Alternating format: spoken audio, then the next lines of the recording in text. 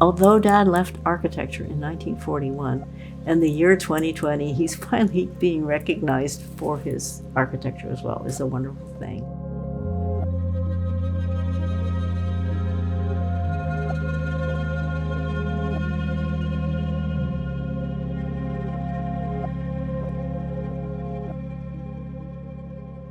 The Japanese have an interrupted perspective intentionally, because you sort of explore your way along through the space rather than seeing it all at once. And that's incorporated into the design of the buildings here.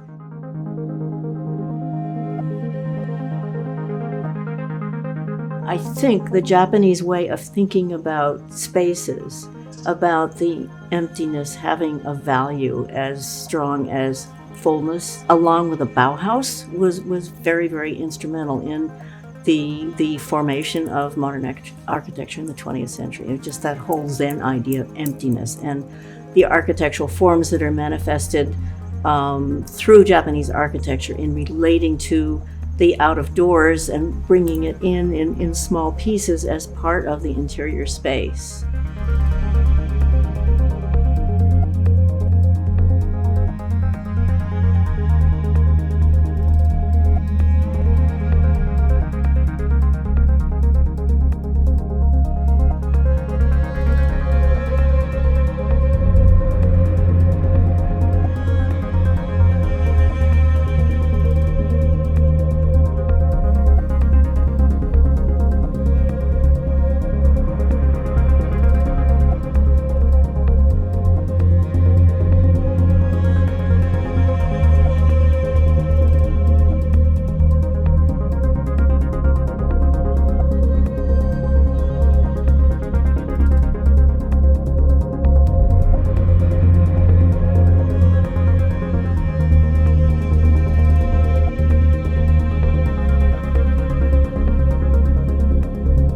So to have that vision that, you know, that he wanted this property, and he only had 3 acres in the beginning. He convinced the farmer who owned it to sell it to him in exchange for labor on the farm for $300 or something like that. So it was the good old days.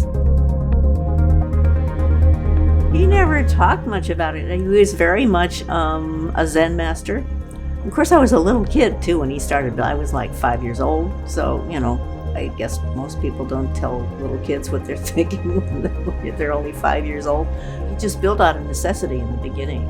We needed a shop, so he built this concrete block building, which was very simple, very quick, with a corrugated transite roof.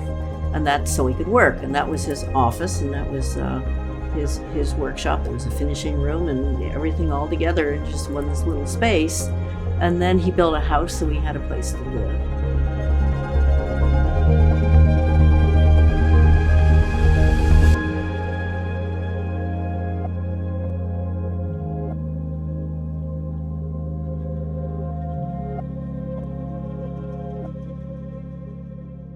He definitely lay out the foundations for every single building, because he had a definite idea of the size and the way it lay on the property and the way it faced south and so forth. Just for myself, I can't figure out things unless I figure them out on paper first.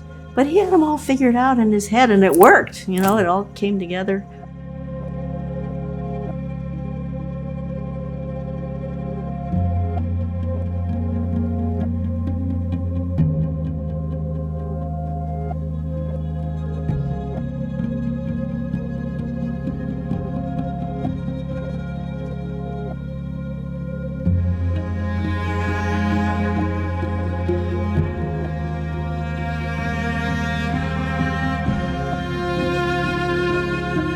Was fascinated with the warped shell, thin shell construction in the 1950s, and he insisted on experimenting with them. And some people have asked, well, how come he didn't do that with his furniture? But that was kind of because he respected the material itself, and designed his furniture around the material itself rather than forming it into something that man wanted to make as a form. You know, he wanted to let the forms from nature speak for themselves. So Yeah, there is that duality.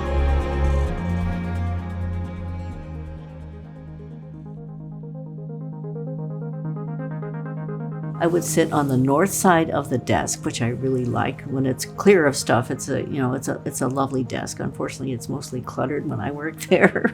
But when you're sitting at the north side of the desk, you can look out the south side of the building, and I especially enjoy it when everybody's gone home and it's not so noisy anymore, and I don't have to keep running out and looking at stuff or asking questions, and the phone doesn't ring, and the office people don't buzz me and tell me to do this or that. And I can look out across the landscape, and it's sometimes I get busy and I'm looking at my desk and my computer, and I look up, and the sun has set, and there's this beautiful color outside, and you can see it all through those huge windows.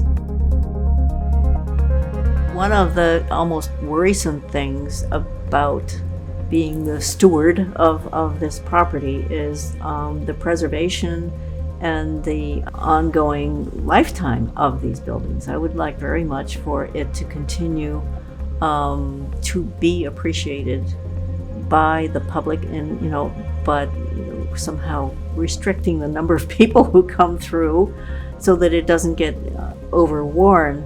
But I would like to preserve it as well as possible for future generations.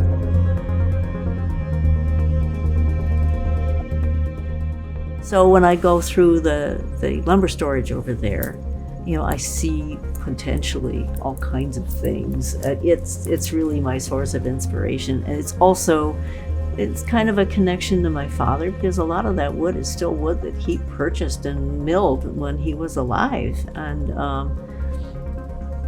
so it's a connection to the past. It's also a connection to the future.